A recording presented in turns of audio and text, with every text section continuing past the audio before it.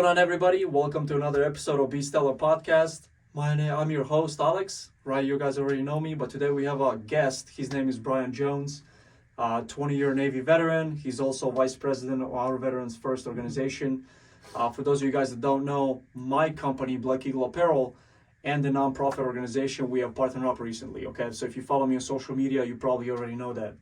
So Brian, tell us a little bit about yourself, man. All right, so Brian Jones, I'm 43 years old. So I did 20 years in the Navy, both me and my wife. So got in at 18 years old, retired at 38. I was a mechanic on the ships, so worked in the engine room, worked on the anchors, the rudders, everything in between. So yeah, it was. I was in prior to 9/11, so. And ironically, it's like 9/11 right now, but seeing the world change, I was sitting on a ship in Norfolk whenever all that shit happened, so just a huge change in the world. But yeah, it was a good time. I wouldn't trade it for anything. I'd do it again.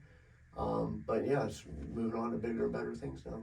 Nice, man. So you came across, did you start OurVeteransFirst, or No, did you just kind of come across it? So, you're a prior military, so it was always kind of ingrained in us to give back, pay it forward, whatever the case was. When you go on deployments, you do comrels and all that kind of. So comrel is a community relations. So you pull into a foreign country and they might do a comrel where you go to like a church and you do like grounds, like cleaning up the grounds or like something like that. So did a lot of that. I made chief in the Navy, so we did a lot of fundraising and volunteer work, in the chief's organization and all organization, the rank, I guess. But it was always kind of ingrained in us that we always do something to give back, and so it was just a natural. It wasn't even a thought, we were retired. It was like, oh, okay, well now we're just going to go find a veterans organization or find something to give back, and so we fell into OurVeteransFirst. Awesome. So what does OurVeteransFirst do for the veterans? Can you please kind of give us like a quick rundown of what you guys do? Well, I'll give you a background then rundown. So OurVeteransFirst was started by Michelle Lee. She's a parole officer here in Joplin, and she did a lot of work with like Veterans Court and stuff like that. And she didn't like how the veterans were kind of treated. She knew that she's not a veteran, but she knew that there was different, I guess, aspects or just a veteran was a different animal than just a regular civilian.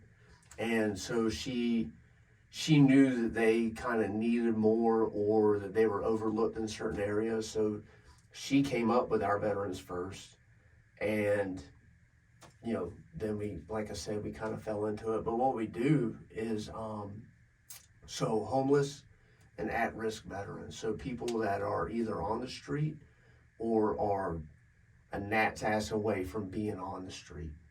And whether that's like through substance abuse, maybe like addiction, like gambling addiction or something like that.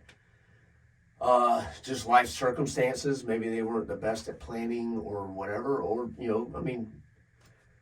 every once in a while, life catches you just off guard,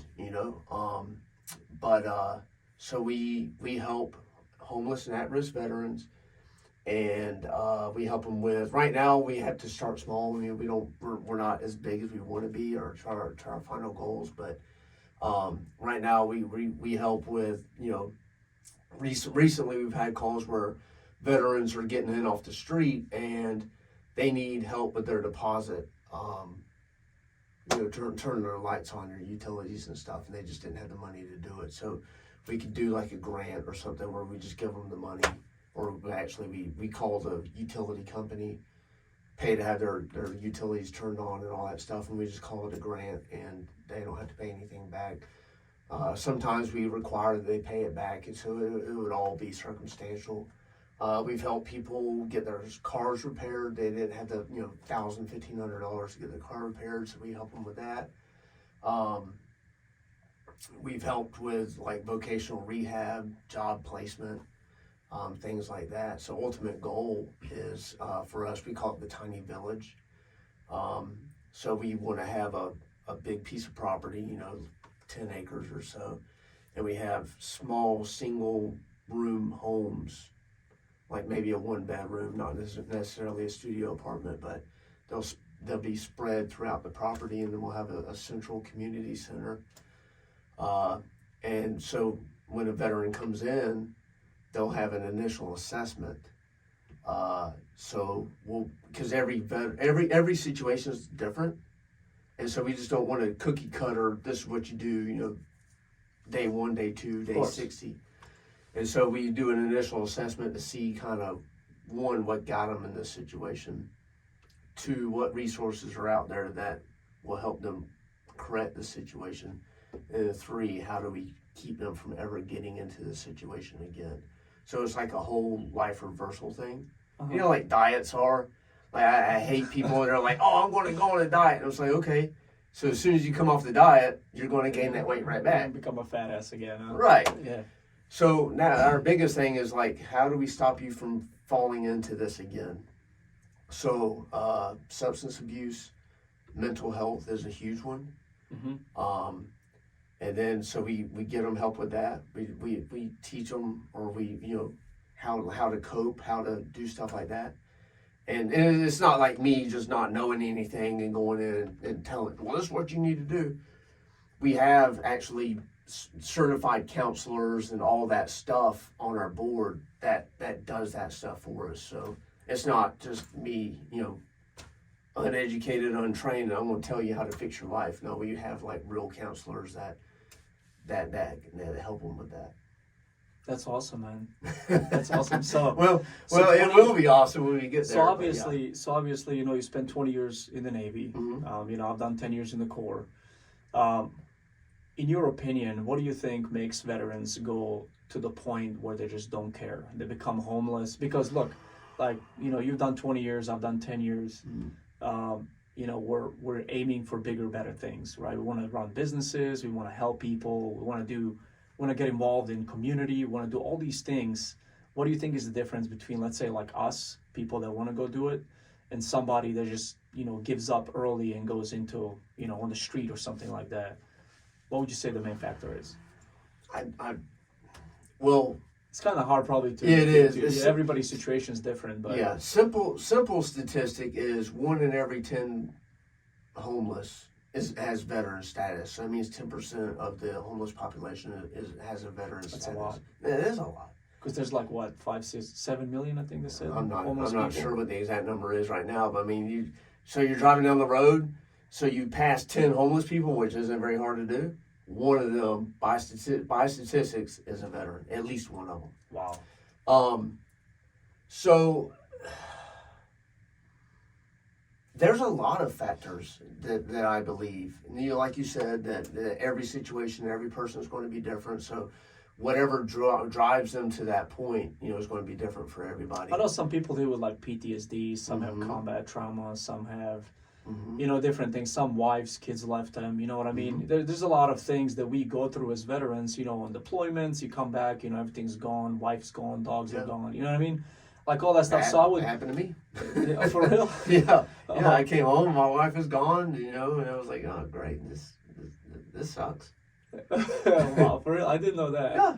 Wow, that's crazy. Yeah. Well, I'm glad you're around and you're not homeless, okay? Okay, cool. So, yeah, I think it's PTSD, like a lot of those veterans, because I have, because last year I had 5 Marines that I knew that committed suicide. Some I knew indirectly, some directly, but they committed suicide. And these are kids in their 20s. Mm-hmm.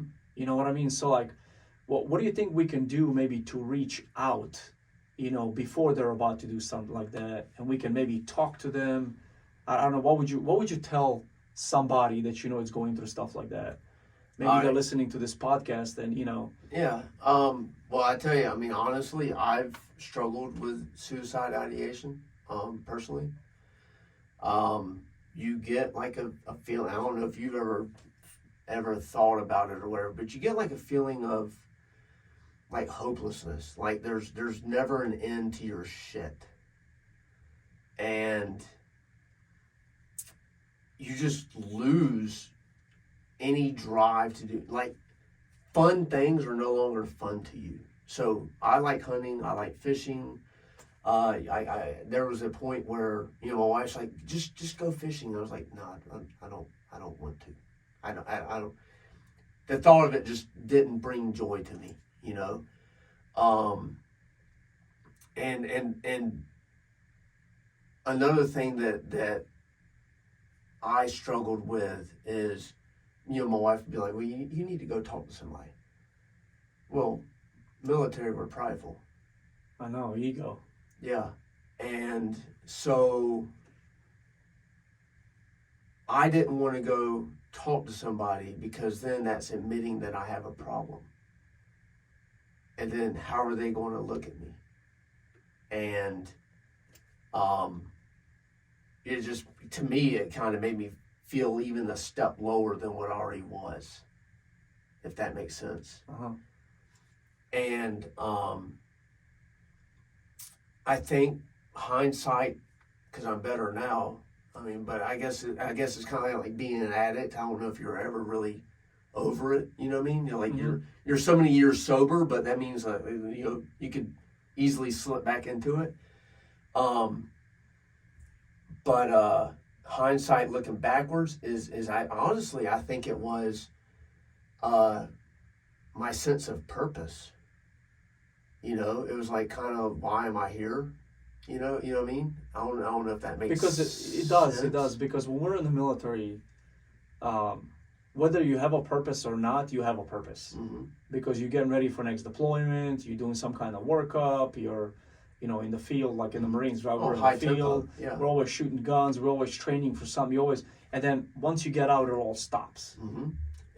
And that was huge, because I went out, I retired, and that was another thing that was kind of surprising, is it took me forever. I say forever. It took me about 4 months to find like a good job, and I'm coming out of the military 20 years and highly skilled in mechanics and preventive maintenance and all that other stuff, and I thought, oh, I'm a shoo-in, like, I'm going to have people knocking down my door, and it wasn't that way. It was always, I would submit an application or whatever, and I wouldn't wouldn't hear anything back. So I was like, well, okay. Or it would, I would get maybe into another step of the interview process or whatever, and they're like, oh, sorry, we're going to go with other, other candidates or whatever. And so that kind of hurt, the old ego there. Yeah. But whenever I finally did get hired on, I worked at a local quarry around here as a maintenance manager. And I came in there gung-ho because we're used to that high tempo. We're used to the just like go. All go, no quit. Like, I don't care what it takes. We come in here with the mindset of this needs to be done today, and we're not leaving until it is. And for first day on the job, and the hours were from 6 to 2 for the first shift, and then the second shift picked up from 2 to 10, and I think it was 2 to 10, and like 2 o'clock, first shift like basically drops the tools, drops everything right the fuck there, and rolls out. And I was like, well, where are you going? And they're like, oh, it's the end of the day. Yeah. It's time. and I'm just like, it took me, I don't even know if I really ever got to that understanding. I just didn't understand. I didn't comprehend that. And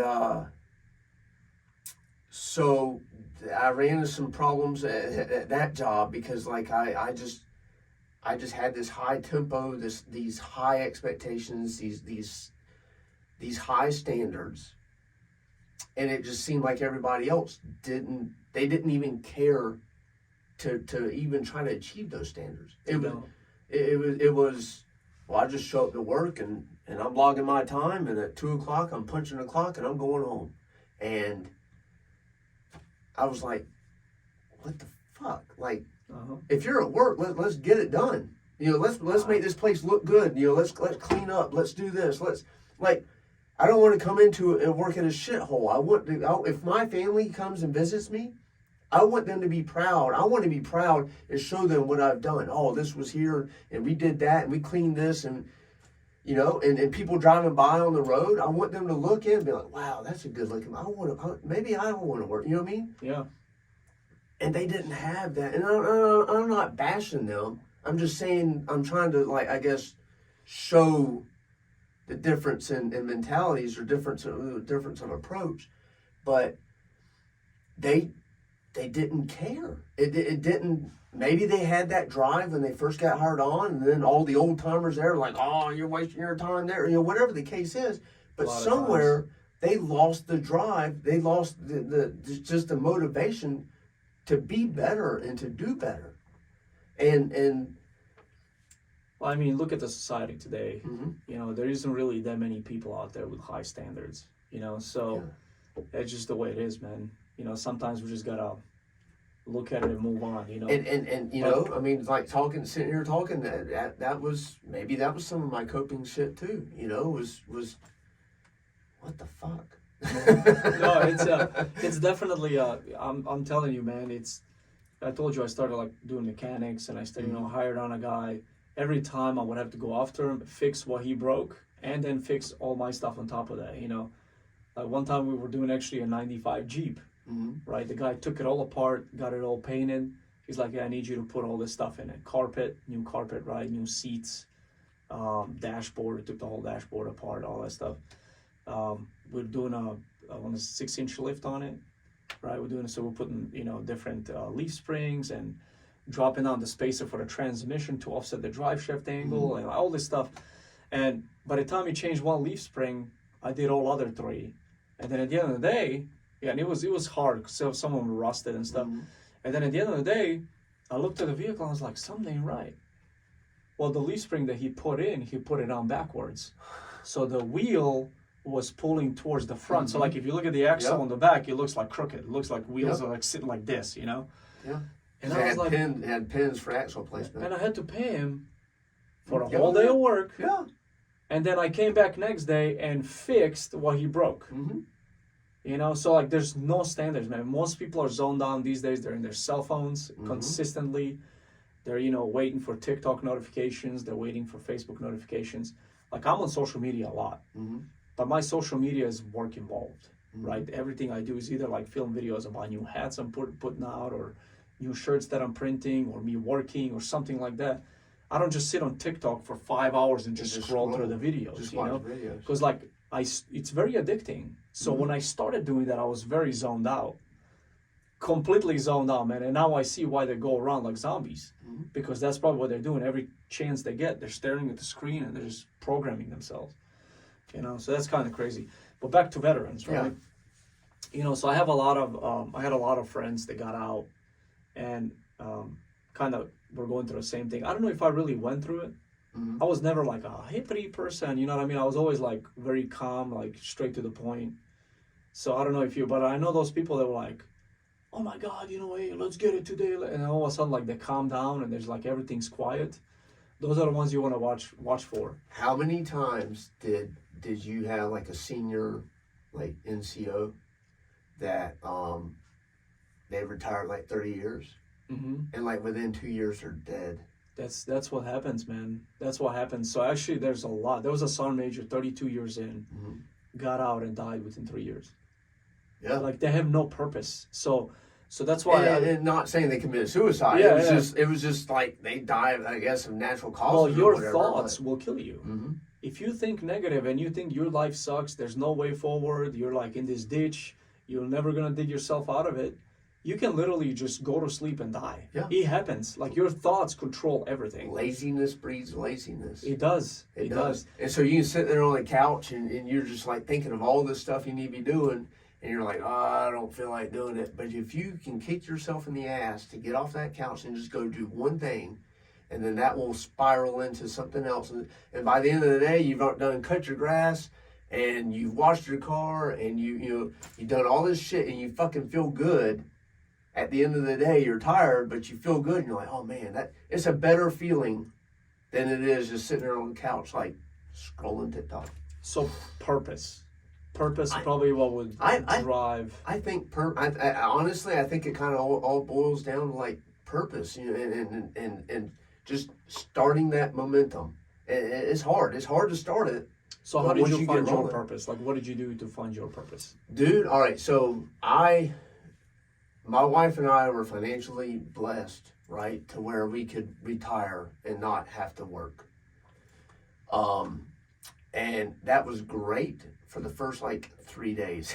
And so I'm sitting there and I'm in the house and just watching TV, and you know, you can only mow your grass so many times in a day, and we did a little bit of traveling and stuff, and but I started spiraling down bad then, and like for a period of about 6 to 8 months, and I was spiraling down bad. And one day I was just sitting there watching Ricky Lake or whatever the fuck I was watching, and Ricky Lake, yeah, you know. I don't even know what that is. I don't know. I don't even think she's on TV anymore, but she used to be a talk show host or whatever. But yeah, I was sitting there, I was watching some bullshit TV show, and I just started going through Indeed, and I was like, you know what, maybe I just need to go back to work. And so I saw a thing for being a property manager, like you basically, or not a property manager, but you go around, like if places need stuff done, they basically call you up and you go do it or whatever. And I was like, okay, well, I'll go do that. You know, I mean, it sounded pretty good, but the pay wasn't anything. You know, basically I wasn't even getting paid for my labor. I was basically, because I had to buy the materials and all that other shit, and so I was basically, they were getting the work done, and I was basically donating my time. Well, that sucked, but that right there, I think, was the turning point. It was that whole motivation. It was getting my ass off the couch, getting out of the house. I had a sense of purpose again. And that led me to, I want to start this business. And now I want to start this business. And it's kind of now, and I've told my wife, I said, I don't think I can ever work for anybody. We're not anybody else. Especially when you get, like, you've done 20 years, bro. Mm-hmm. Like, and you were what, chief or senior chief? Chief, right? You got out as chief. So you were in charge of a lot of people.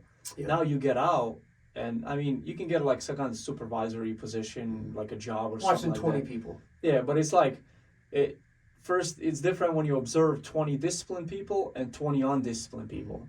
20, like people that have purpose, people that don't have no purpose. Because you got to think about it. Like, most people go through life just stumbling on things. They have no plan. They have no purpose. It's just like they exist. They're buying time until they die. They exist. That's all they're doing. They exist. So, it's, man, I started hating a boss. Hated having a boss, like, right before I got out. Actually, a couple of years before I got out. So my whole purpose was to get out and start my own business. And I hated having somebody above me so much that I kind of got into the hate mode. Like, I will never, no matter. And I just told you right before we started this podcast, like, I will pitch a tent on the side of the road if my businesses fail, but I will not get a job. Like, it's not going to happen. But to be clear, though, you're not just going to pitch a tent on the side of the road and wait to die. Well, of course, you're going to be grinding. You're going to be grinding. And I think that's the major difference is the people that you see not on the become road, a homeless veteran, right? The people that are on the side of the road, they stop grinding. Yes. So let me reroute. No. I was clarifying that you weren't going to be. I wouldn't just be like homeless, but I'm saying I would be grinding my ass off from that tent every day. However I gotta do it, whatever. I'll move into my car with my whole family. Before I will go and get a job, because there's just my mentality right now. I just don't think that because I turned down a really good job before I got out. And I went and I did an interview, 4 people that picked me. It was $100,000 a year. More people, 6 figures, right? Yeah. All the benefits and a 401k and blah, blah, blah. And I took it. And then I called the guy 4 days later and I told him, I'm sorry. This goes against everything that I freaking believe in. And he's like, excuse me? But I told the other people to go. And I was like, I'm sorry, sir. I apologize for wasting your time, wasting company's time, whatever. I appreciate you giving me this opportunity.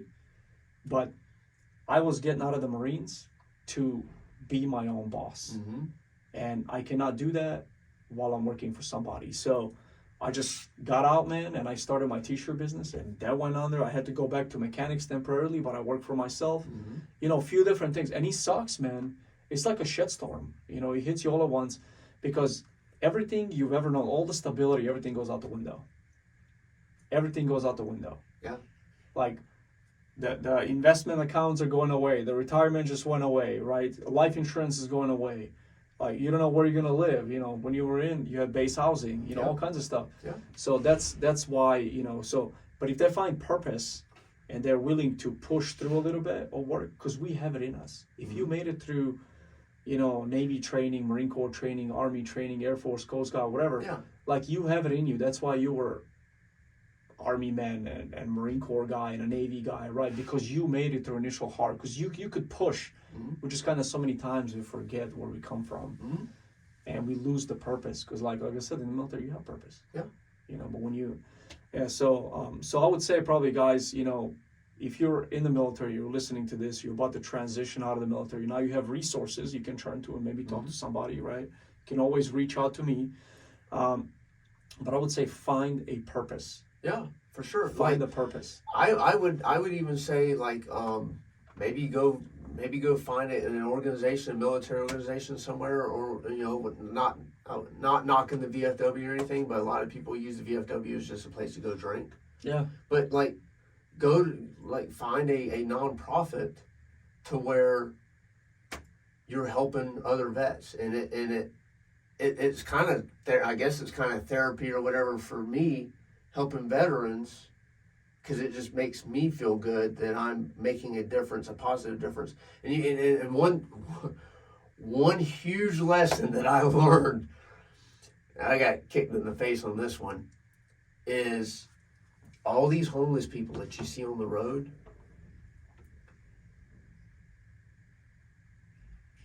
I would say very few of them actually want help.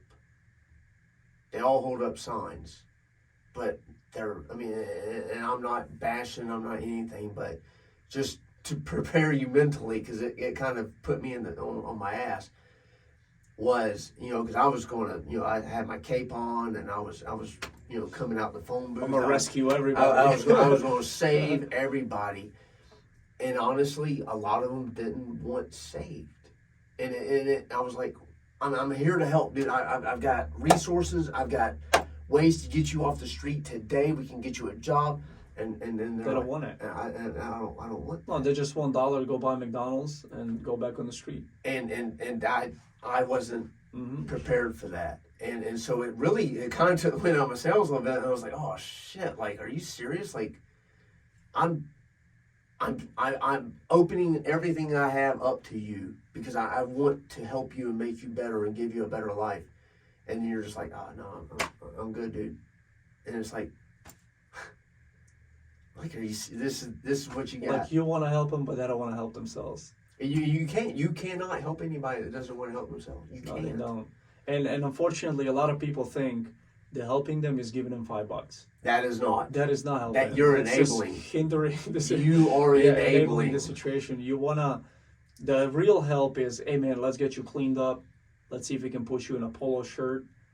Let me help you fill out an application. Yeah. Let's see if you can stay somewhere temporarily until you get on your feet, start getting paid. Let's get you a job. Let's teach you a trade. Let's teach you send you to school, whatever. That's real help. Yeah. Yeah, $5 is not help. Yeah. These people, they don't like. So I'm looking for the veterans that have reached rock bottom, and they said, you know what? Enough of that. I've had my fill of this life. Yeah. And I'm ready to do something different. And you got to remember too is like, we'll help veterans get their DD-214, like simple stuff. Get an ID card, because one, you know, the red tape, you know, and the shit changes all the time. Yeah. You know, now, you know, they discontinue this website, they start up on this one, or the amount of red tape. You know, you can't get you can't get this form ID until you get this, but you can't get that till you so there's so much red tape to go through. And the simplest things that we take for granted, DD 214, well, they don't have that, and that, well, I don't even know where to go to get, whatever. So, and the VA, like, the VA is a government program, so take that for what it is. There are people, I will say there are people at the VA that we work with that their heart is in the right place, but their hands are tied on how much they can help. Yep. And that's where the beauty is with us. And in fact, we've even turned down grants because it was I think it was a state grant or a city grant, to where they were going to have our hands so much into our program that it was going to tie our hands of what we could help and how we could help. And so we denied the grant, and we're like, no, we're not going to take that because we don't want to be hamstringed like that. Yeah. And so we do everything off of like donations, partnerships, with Black Eagle Apparel.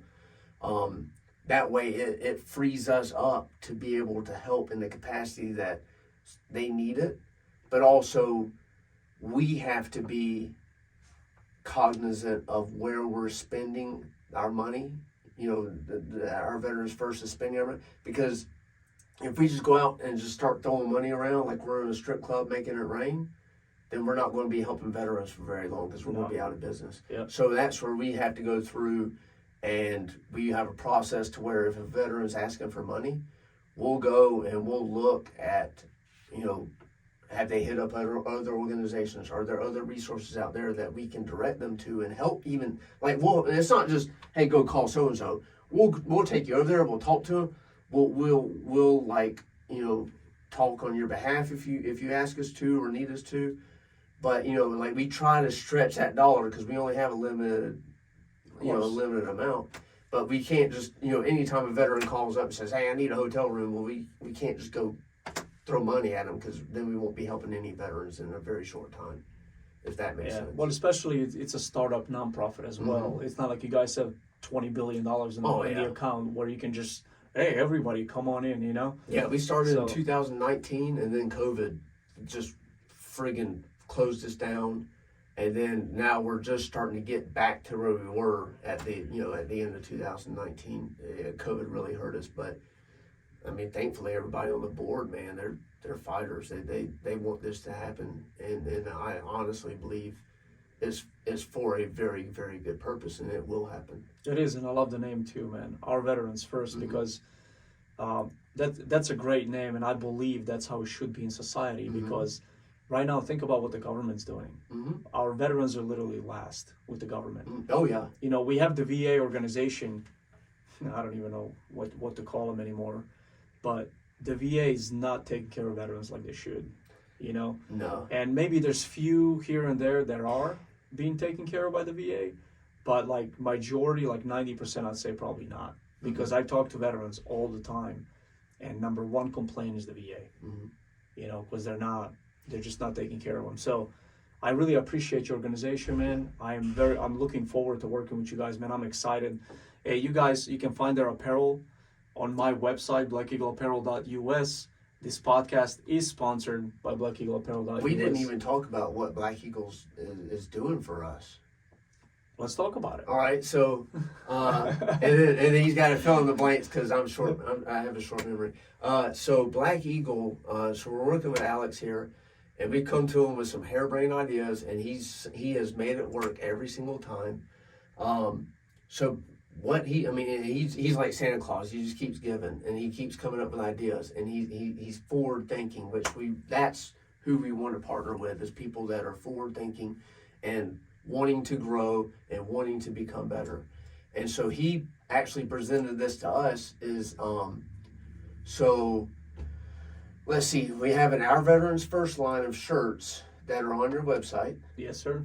And so we get a percentage of, when you sell those shirts, we get a percentage of that, right? 50% of all those sales, Mm-hmm. our Veteran First sales, go straight to you guys. Right. Yeah. And then and I don't want to put words in your mouth or anything like that, but you said that if someone goes on your website And if they purchase like one Our Veterans First shirt, and then they go over to the Black Eagle Apparel and they purchase like 2 or 3 other shirts or whatever. 20% of all the sales from my shirts as well, on top of the 50% from yours, are going straight to just because there's the OVF shirt on that order. Because this is how I look at it, man. Nobody in this world succeeds by themselves.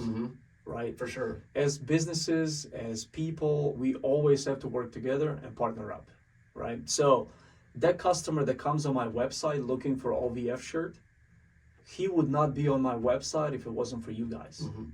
So if he buys Our Veterans First shirt, that's fantastic. I'll give you 50% commission for that. We'll donate it to the nonprofit organization, right? But then they go through and they buy 5 or 6 of my shirts, or they buy a hoodie or something like that, or whenever I start doing everything else on there, right? That sale would not come in if that person, so I believe like you guys deserve something. Plus, it's for a great cause. So everybody wins, right? Everybody wins. And then we're gonna throw some events together. I'm looking forward to that. Like the car show went great. Yeah, the car show was a good time. We wish we had a little bit more cars, but honestly, Amy was, that night we went home and she was scrolling through Facebook and everything, and our car show didn't fare as bad as we thought, because we saw some pictures of other car shows that were happening. We didn't realize the date we set for the car show, which was September 9th. It's September 11th Memorial, so it's kind of got to be that weekend. There was a lot of other car shows as well as like gym days down at Diamond and all. But she saw some pictures of other car shows, and there wasn't many cars in that lot. So I think we did pretty good. We actually fared pretty well. Yeah, and we raised some money for the organization, and it was freaking awesome. I had a good time, man. Yeah, it was a good atmosphere. Yeah. It was a good family atmosphere. I wasn't stressing anything. I was just there enjoying the moment. It was a really good time. Good weather too. Of course, it was a beautiful day, man. I really enjoyed it. Yeah, I enjoyed the ceremony. You gave a great speech, right? They had some badass trophies for the car show winners. Yeah. So I mean, like probably some of the nicest trophies I've ever seen. They're all custom made. And in fact, the guy that made those trophies, he's already started working on next year's trophies. That's awesome. Yeah, no shit. So and everybody, we're really excited. We just want to make it bigger and better every year. Yeah, we're gonna come up with some new ideas. We're gonna share some ideas, obviously bounce things back and forth, but I also got 2 other guys that I just launched in different states. They're going to be taking donations as well for Our Veterans First nonprofit. I will be taking donations. They will be taking donations. What's your guys' website? Our website is OurVeteransFirst123.org, or you can find us on Facebook on Our Veterans First. Yeah, go follow them on Facebook. I know you guys have Instagram. TikTok is coming soon. Alex is helping us launch TikTok, which we know nothing about. We all gonna work together, and we're gonna try to help as many veterans as possible, man. Yeah, I mean that's the ultimate goal. I mean, ideally, I would love to get every veteran off the street, but like I said, you can't help somebody that doesn't want to help themselves. So we're looking for the ones that truly want to make a life change. Yeah, they need help and they want help. Yeah, a lot of people need help. Some people don't want it. We're looking for the ones that want it. That's right. Yeah, awesome. Well, hey guys, thank you for listening to our podcast. It's been a while. It's been a couple of months since we posted, and I apologize for that. We got a little too busy, me and David, right? This is our first guest coming back, all right? Brian Jones. Hey, you guys, you can go, this podcast is sponsored by BlackEagleApparel.us. You go on my website, get yourself some badass patriotic t-shirts, or you can go buy a shirt and support a nonprofit veterans organization. I appreciate you guys very much. Have an outstanding day. We'll talk to you guys next week.